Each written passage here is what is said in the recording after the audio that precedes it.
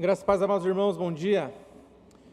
Vamos abrir as nossas Bíblias na primeira carta do apóstolo Paulo aos Tessalonicenses, capítulo 5, versos 23 e 24. Primeira carta do apóstolo Paulo aos Tessalonicenses, capítulo 5, verso 23 e 24. O título do sermão desta manhã será O Deus da Paz que santifica e sustenta. O Deus da Paz que santifica e sustenta. 1 Tessalonicenses 5, 23 e 24 diz assim: O mesmo Deus da paz vos santifique em tudo, e o vosso espírito, alma e corpo sejam conservados íntegros e irrepreensíveis na vinda de nosso Senhor Jesus Cristo. Fiel é o que vos chama, o qual também o fará. Oremos mais uma vez. Senhor nosso Deus, nosso Pai, nós te louvamos e agradecemos, pois podemos ler a sua palavra. Pedimos, Pai, que o Senhor fale conosco através dela, em nome de Jesus. Amém. Queridos, no século I, a cidade de Tessalônica era um lugar muito animado, era um lugar vibrante, era um lugar que era estrategicamente muito bem localizado na região. Com uma grande diversidade religiosa e com uma grande diversidade cultural, era um lugar muito bom de se viver. Foi nesse contexto, foi neste lugar, que uma comunidade cristã foi plantada pelo apóstolo Paulo durante a sua segunda viagem missionária, junto de Silas e de Timóteo. Essa igreja era viva, essa igreja era entusiasmada e desde o início demonstrou fé genuína e perseverança diante das tribulações e um testemunho consistente. Tanto é que o apóstolo Paulo elogia essa igreja no início da carta, ao dizer que eles abraçaram o evangelho com alegria e tornaram-se exemplos para outros crentes. Mas essa comunidade, ainda que vibrante, ainda que animada, ela também enfrentava muitos problemas. Perseguições externas ameaçavam sua estabilidade, dúvidas internas perturbavam sua esperança e a cultura ao redor constantemente tentava desviá-los da verdade. Além disso, falsos ensinos e imoralidade sexual não apenas rondavam a igreja, mas já estavam se infiltrando nela, gerando confusão e fragilizando a fé de muitos irmãos. Diante disso, os tessalonicenses se perguntavam: como podemos permanecer fiéis em um mundo tão instável que nos empurra para longe de Deus? Reverendo Hernandes Dias Lopes, certa vez disse que a igreja de Tessalônica estava muito bem, estava mais ou menos, estava muito mal. Essa talvez seja a avaliação mais honesta, não apenas sobre a igreja de Tessalônica, mas também sobre as nossas vidas, meus irmãos. Porque se olharmos com sinceridade, nós vamos perceber que em muitas áreas nós estamos muito bem. Outras áreas nós estamos mais ou menos, em algumas outras, infelizmente, nós estamos muito mal. Isso nos leva a uma questão crucial: o que nos impede de nos desesperarmos quando nos vemos fracos, quando nos vemos falhos? Mas também, o que nos impede de nos enchermos de orgulho quando nos sentimos fortes, quando nos sentimos bem-sucedidos? O apóstolo Paulo nos dá uma resposta. Após elogiar, ensinar, corrigir e exortar, por toda a primeira carta aos Tessalonicenses, ele ora, conforme lemos aqui em 1 Tessalonicenses 5, 23 e 24. E através dessa oração do apóstolo Paulo, Deus nos revela a base segura para não nos desesperarmos, nem nos orgulharmos diante das fragilidades e dos desafios que cada discípulo de Jesus enfrenta. Hoje, à luz desta oração, vamos refletir sobre a base segura sob a qual eu e você devemos viver. A base segura para não nos desesperarmos, nem nos orgulharmos na vida cristã, é o Deus da paz, que em primeiro lugar opera a santificação. O Deus da paz que opera a santificação. O apóstolo termina a sua primeira carta aos Tessalonicenses, então, orando. Diz assim no início do 23: O mesmo Deus da paz vos santifique em tudo. Que Deus da paz é este? Nós podemos nos perguntar. É o mesmo Deus do verso 9 do capítulo 5, o Deus que não nos destinou para a ira, mas para alcançar a salvação mediante o nosso Senhor Jesus Cristo. É o Deus que estabeleceu a paz conosco mediante a pessoa e obra de Jesus Cristo, que através da sua encarnação, vida perfeita, morte substitutiva e ressurreição, reconciliou com Deus todos aqueles a quem Deus concedeu o dom da fé. É com este Deus que eu e você falamos quando nós oramos. E é para este Deus que nós somos chamados para servir como cristãos. E este Deus da paz, que nos salvou em Jesus Cristo, nos santifica em tudo. A confissão de fé de Westminster, um de nossos símbolos de fé, no capítulo 13, artigo 12, diz assim: essa santificação, operada por Deus, abrange o homem todo. E é exatamente isso que o apóstolo está dizendo ao continuar a sua oração, pedindo que Deus santifique o nosso espírito, alma e corpo. Deus nos santifica de forma completa. João Calvino, ao comentar esse texto, diz que Paulo está usando, na verdade, uma maneira didática de dizer que Deus santifica, opera em todos os aspectos do ser do homem. Ele destaca que o espírito revela a razão e a inteligência do homem, assim como a alma, os sentimentos e a vontade. Ou seja, Deus santifica cada aspecto do nosso ser. E a santificação que Deus realiza em seu povo pode ser compreendida por três dimensões que, embora distintas, elas estão interligadas e são muito importantes para a gente entender. A primeira dimensão delas é a santificação posicional, que é: nós já fomos declarados santos. A santificação, meus irmãos, não começa com aquilo que você fez. A santificação começa com aquilo que Deus já fez por nós. Em Cristo, nós fomos separados para Deus de maneira definitiva e irrevogável. Esse é o nosso status diante de Deus. Conforme podemos ver em Hebreus 10:10, que diz assim: nessa vontade é que temos sido santificados, mediante a oferta do corpo de Jesus Cristo, uma vez por todas. Essa vontade, meus irmãos, é o plano soberano de Deus, de nos santificar por meio do sacrifício de Jesus Cristo, substituindo todos os sacrifícios temporários da antiga aliança por uma oferta perfeita, por uma oferta definitiva. Isso significa que no momento em que nós fomos unidos a Cristo por meio da fé, Deus olhou para você e disse: você é santo. Não porque nós já estamos sem pecado, mas porque Cristo nos cobriu com a sua justiça. Ele, Jesus Cristo, nos tornou santos. Meus irmãos, que segurança isso nos traz, porque a nossa santificação não depende então do nosso desempenho, mas a nossa santificação depende da obra consumada de Jesus Cristo. E ainda que lutemos contra os pecados e contra as falhas, a nossa posição diante de Deus não muda. Isso nos guarda do desespero então quando nós caímos, porque sabemos que não perdemos a nossa posição em Jesus Cristo. Mas também nos guarda do orgulho, porque sabemos que a nossa santidade não vem de nós, mas vem de Deus. A segunda dimensão é a santificação prática, que é aquela que nós já estamos habituados a ouvir falar sobre, que é a nossa transformação diária. Se fomos declarados santos, por que nós ainda pecamos? Porque nessa vida, meus irmãos, nós ainda carregamos a velha natureza e estamos num processo de transformação. A santificação prática diz respeito à maneira como vivemos diariamente, buscando negar a nós mesmos e seguir a Jesus Cristo, de acordo com 2 Coríntios 7:1, que diz assim: tendo, pois, ó amados, tais promessas, purifiquemo-nos de toda impureza, tanto da carne como do espírito, aperfeiçoando a nossa santidade no temor do Senhor. A luta contra o pecado, meus irmãos, é real. Teremos quedas, enfrentaremos tentações e muitas vezes nos frustraremos com a nossa fraqueza. Mas Deus não nos chama a algo além de nossas forças. O próprio João Calvino nos lembra: Deus nunca nos chama a algo além das nossas próprias forças, pois Ele mesmo nos sustenta. Queridos, o Deus que nos chama à santidade é o mesmo Deus que nos dá forças para viver em santidade. Viver em santidade no casamento, viver em santidade no trabalho, viver em santidade nos pensamentos, em cada decisão. Saiba, meus irmãos, Ele está nos moldando.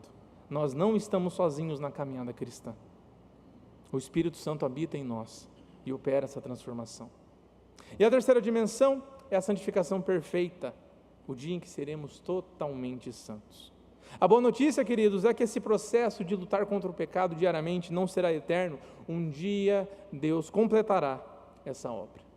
Quando Cristo voltar, seremos totalmente livres do pecado e da corrupção.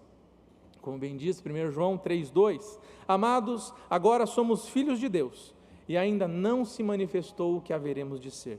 Sabemos que quando Ele se manifestar, seremos semelhantes a Ele, porque haveremos de vê-lo como Ele é. Na glorificação, meus irmãos, nós seremos santos não apenas posicionalmente, mas plenamente. Não haverá mais quedas, não haverá mais lutas internas, não haverá mais arrependimentos. Meus irmãos, como essa esperança nos impulsiona a continuar lutando, porque Deus nunca começa algo para deixar inacabado. Ele nos santifica hoje e continuará nos santificando até o fim. Fomos santificados com Cristo, posicionalmente, estamos sendo santificados diariamente, praticamente. Seremos totalmente santificados um dia, perfeitamente. Por isso, se somos então discípulos de Jesus, não temos razão para o desespero, pelo mais ou menos, ou pelo nada bem de nossa caminhada cristã. Mas também não temos razão para o orgulho quando estivermos muito bem, pois somos servos do Deus da paz, que opera a santificação em nós. A base segura para não nos desesperarmos, nem nos orgulharmos na vida cristã, é o Deus da paz, que opera a santificação, e em segundo lugar, garante a perseverança dos crentes. O Deus da paz, que garante a perseverança dos crentes. O apóstolo Paulo continua a sua oração no verso 23, e o vosso espírito, alma e corpo sejam conservados íntegros e irrepreensíveis na vinda do nosso Senhor Jesus Cristo. Perceba que Paulo não apenas ora para que os crentes sejam santificados, mas ele também ora para que eles sejam preservados íntegros e irrepreensíveis até a volta de Jesus Cristo. Isso nos mostra, queridos, que a obra de Deus não se limita ao início da jornada cristã. Ele nos conduz do início da jornada até o fim. A perseverança, então, não é um fardo colocado sobre os nossos ombros, nem depende da nossa força de vontade, porque ela é fruto da graça sustentadora de Deus. Como de novo ensina a Confissão de Fé de Westminster, agora no capítulo 17. Os que Deus aceitou em seu bem-amado, isto é, Jesus Cristo, com toda certeza, hão de perseverar nesse estado até o fim e serão eternamente salvos. Isso significa, meu irmão e minha irmã, que aquele que começou a boa obra em nós, há de completá-la.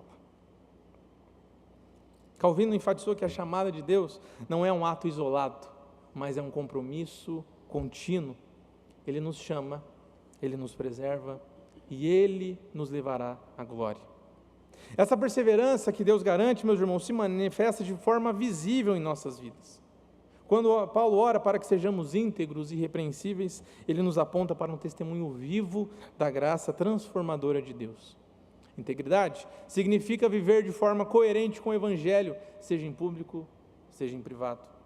Irrepreensão não significa perfeição, mas significa um coração sincero que busca andar retamente diante de Deus e diante dos homens. A oração do apóstolo Paulo aqui é um lembrete poderoso para nós. Deus nos guardará íntegros e irrepreensíveis até a volta de Jesus Cristo. Isso significa que desde agora, até o dia da glorificação, Ele está nos sustentando, Ele está nos fortalecendo e nos preservando no caminho. Queridos, a nossa segurança não está na nossa própria capacidade, mas na fidelidade daquele que nos chamou. Como bem disse o evangelista, a fidelidade de Deus é a âncora que nos mantém firmes no meio das tempestades da vida. E que âncora segura, o Deus da paz não apenas nos santifica, mas também nos sustenta em meio às tribulações, às lutas e aos desafios da caminhada cristã. Eis a nossa fonte de esperança, amados. Cristo foi fiel até o fim. Ele enfrentou a cruz, Ele consumou a nossa redenção e nos assegurou que Deus continuará sua obra em nós até o dia final. E meus irmãos, se a fidelidade de Deus garante a nossa perseverança, isso transforma completamente a nossa maneira de viver.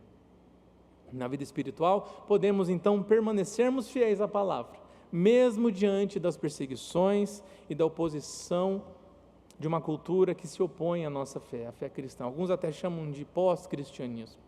Na administração financeira, em Cristo, temos poder para viver honestamente e confiando na provisão divina, mesmo em tempos de dificuldade, mesmo em tempos de escassez. Nos relacionamentos familiares, Deus nos revestiu de recursos para amar, para perdoar, exercer a paciência e nisso expressar ao mundo a obra de Deus em nós. No ambiente de trabalho, Deus nos fortalece para agir com retidão, mesmo quando ninguém estiver olhando, como testemunho do caráter de Cristo. Amados, nós podemos descansar na certeza de que Deus nunca nos abandonará e não nos deixará por conta própria, mas nos conduzirá por um caminho de fidelidade e de integridade em nossas decisões, relacionamentos e testemunho diário. Por isso, independentemente de como avaliemos nossa caminhada cristã como discípulos de Jesus, seja muito bem, seja mais ou menos, ou seja muito mal, podemos permanecer firmes, sem desespero e sem orgulho, pois o Deus da paz garante a perseverança da sua igreja. O Deus da paz garante a perseverança da sua igreja.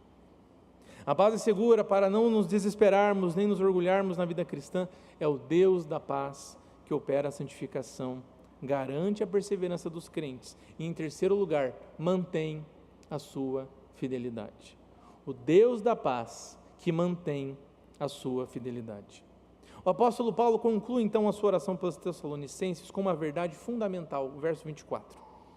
Fiel é o que vos chama, o qual também o fará. Aqui está a base inabalável da nossa confiança. Deus é fiel. A fidelidade de Deus, meus irmãos, não é apenas um atributo distante ou um conceito teológico abstrato, mas a fidelidade de Deus é a rocha sobre a qual repousa a nossa salvação. Se Ele nos chamou, Ele mesmo nos sustentará até o fim. Essa fidelidade de Deus não é um detalhe secundário na nossa vida, na nossa fé, mas é o alicerce que sustenta tanto a nossa santificação como a nossa perseverança diante de Deus. Sem a fidelidade dele, nós estaremos à deriva, estaremos inseguros, estaremos frágeis diante das tempestades da vida.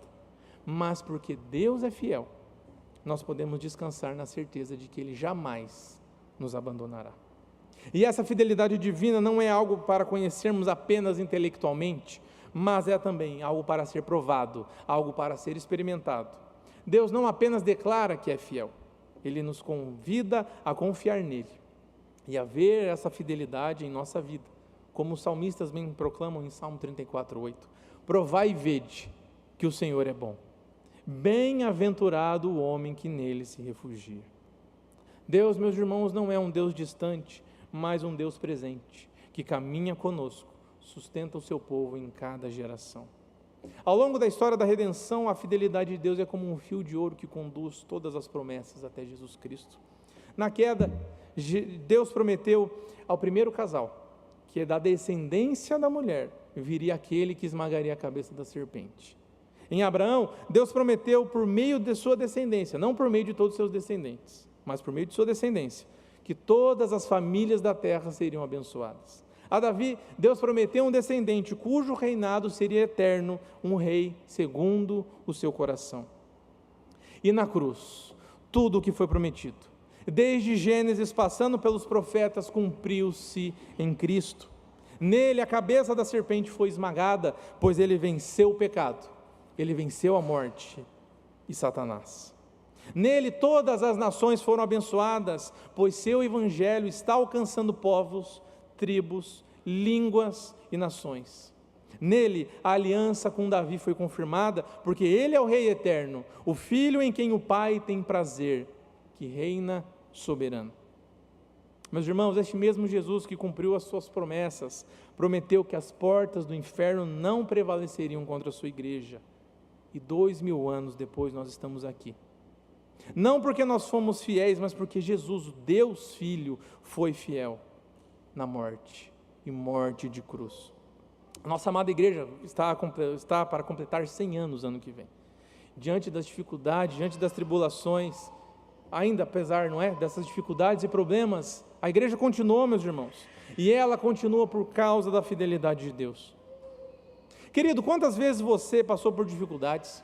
Quantas vezes você passou por provações difíceis de enfrentar? E enquanto passava por essas provas, você pregava para si mesmo: continua, persevera que vai dar certo, continua que vai dar certo no final. E quando você passou por essa prova, você olhou para trás, e o que você pôde perceber? Não fui eu que estava falando para eu continuar. Foi Deus que pegou na minha mão e me levou pelo caminho. Não é isso?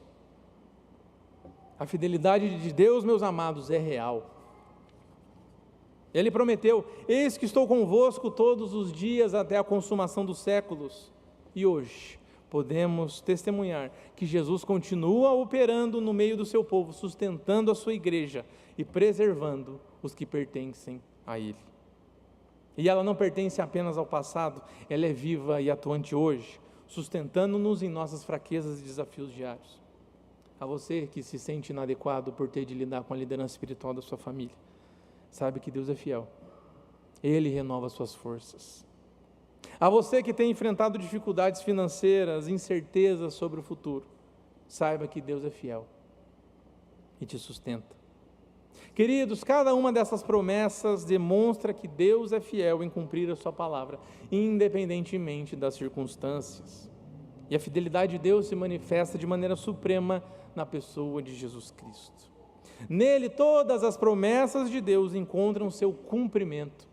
Em Cristo, vemos o cumprimento perfeito da fidelidade divina que nos garante a reconciliação com o Pai. Porque nós bem sabemos que antes de Cristo nós éramos inimigos de Deus. Mas por causa daquilo que Ele, Jesus Cristo, fez na cruz, nós fomos reconciliados com o Pai. E é por meio dele, Jesus Cristo, que somos chamados a viver sendo fiéis, refletindo a glória de Deus em cada aspecto do nosso ser. Então, não responderemos a essa fidelidade de forma passiva, mas com uma vida de integridade e compromisso, sendo fiéis no casamento e na família, sendo fiéis na nossa vocação e no nosso trabalho, sendo fiéis no testemunho do Evangelho ao mundo. E lembremos sempre de que a nossa confiança não está na nossa própria força, mas na fidelidade do Deus que nos chamou. Este é o Evangelho da nossa salvação. Como Tim Keller bem expressa, o Evangelho não é apenas o ABC da vida cristã, o Evangelho é o A a Z da nossa vida. Em Cristo, a nossa verdadeira identidade está enraizada na fidelidade de Deus. Isso é um consolo imenso para nós, que vivemos em um mundo que exige resultados e produtividade. Você, meu irmão, minha irmã, cada vez tem que produzir mais, não é? Cada vez é mais cobrado. Mas saiba que Deus não nos chama para sermos profissionais da fé, mas Deus nos chama para sermos fiéis, como John Piper afirmou. Não somos profissionais, somos peregrinos que apontam para uma outra cidade. Nossa identidade não está na nossa produtividade, mas na fidelidade de Deus para conosco. Meus irmãos, a nossa segurança não está naquilo que nós fazemos, nem naquilo que nós deixamos de fazer, mas a nossa segurança está na fidelidade de Deus para conosco. Em Cristo podemos ter plena confiança de que o Deus da paz mantém a sua fidelidade, enchendo-nos de esperança para perseverarmos até o fim. Eu não sei como você avalia o atual momento da sua caminhada cristã. Não sei se muito bem, não sei se mais ou menos, ou não sei se nada bem. Mas, porque o Deus da paz mantém a sua fidelidade com sua igreja, nós não temos razão para nos afundarmos no desespero, nem nos perdermos no orgulho. Recapitulando, a base segura para não nos desesperarmos, nem nos orgulharmos na vida cristã, é o Deus da paz, que opera a santificação, garante a perseverança dos crentes e que mantém a sua fidelidade. Queridos, o contexto em que nós vivemos não é muito diferente do contexto dos Tessalonicenses, não, que estavam ao mesmo tempo muito bem, mais ou menos, e muito mal. Como eles, também nós nos perguntamos, como poderemos permanecer fiéis em um mundo tão instável, que constantemente nos empurra para longe de Deus? Como seremos discípulos fiéis quando falsos ensinos e a imoralidade encontram a cada dia novas formas de se infiltrar em nossas casas, de se infiltrar em nossas famílias e até mesmo dentro das nossas igrejas? Como podemos viver para a glória de Deus em uma sociedade pluralista que rejeita os valores do reino e considera a mensagem cristã obsoleta, ultrapassada? Primeiro, precisamos ouvir e proclamar a boa nova de que em Cristo, o Deus da paz nos santifica, nos preserva e mantém a sua fidelidade. Essa é a verdade que deve moldar a nossa vida e a nossa fé. Em segundo lugar, precisamos martelar em nosso próprio coração estas verdades, porque elas nos sustentam tanto nos dias bons quanto nos dias maus. Não andemos nem pelo caminho do desespero quando as fraquezas nos consumirem, mas também não andemos pelo caminho da soberba quando acharmos que a nossa força, a nossa inteligência ou a nossa religiosidade nos sustentam. Em terceiro e último lugar, oremos sem cessar, sozinhos e como igreja, para que o Deus da paz opere a santificação e a perseverança do seu povo, pois Ele é fiel. Uma vez que Deus já nos santificou e continuará nos santificando, vivamos em santidade, sendo luz no mundo e testemunhando sua graça. Uma vez que Deus garante a perseverança dos seus servos, sigamos firmes, sem temer crises, perseguições ou tempos difíceis, pois Ele não nos deixará pelo caminho. E uma vez que Deus mantém a sua fidelidade, descansemos na sua promessa, certos de que a boa obra que Ele começou em nós será completada. Guarde isso em seu coração, meu irmão, minha irmã. O Deus da paz está com você. Ele te molda, Ele te sustenta, Ele te guarda. Que possamos guardar isso como verdade em nosso coração, como igreja, porque o Deus da paz está conosco. Ele nos molda, Ele nos sustenta, Ele nos guarda. Que essa esperança nos encha de força, que essa esperança nos encha de alegria e fervor, para vivermos para a glória dEle, e que Deus nos abençoe. Amém.